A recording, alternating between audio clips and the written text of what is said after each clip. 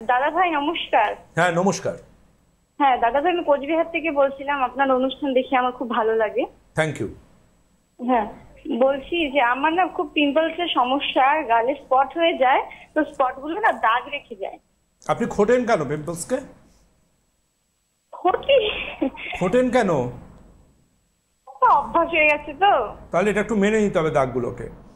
Pimples মানে don't touch.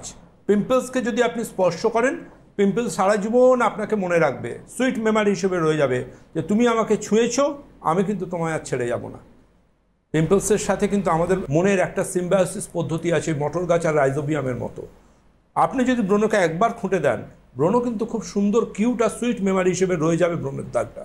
সুতরাং ব্রণকে যদি আপনি একদম স্পটলেস স্কিন করতে চান, তাহলে কিন্তু ব্রণ ট্রিটমেন্টের প্রথম লাইন হচ্ছে don't touch, second neem face wash, third acne care, আর ফোর্থ আমাদের এক্সপার্ট টিমের সাথে কমিউনিকেশন করা, যাতে ব্রণ সমস্যাটাকে সুন্দরভাবে নিয়ন্ত্রণে আপনি নিয়ে আসতে পারেন।